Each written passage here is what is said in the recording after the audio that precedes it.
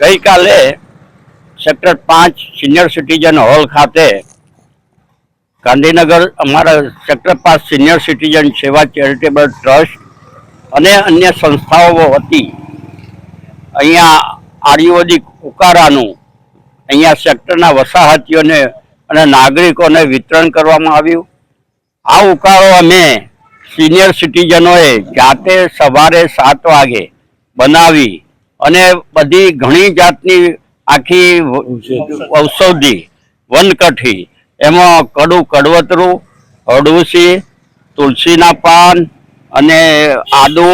લીલી હળદર અને અન્ય મસાલા બધા જે આપણે આવે એવા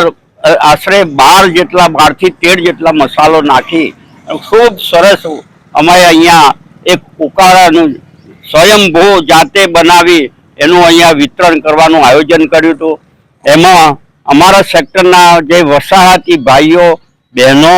અને મોટી ભાગે આજુબાજુના સેક્ટરના વસાહતીઓએ ખૂબ મોટી સંખ્યામાં એનો લાભ લીધો હતો। અને આ ઉકાળાનો હેતુ અહીંયા તાજેતરમાં જે આ આદેવાડામાં જે દૂષિત પાણીના બનાવો બન્યા છે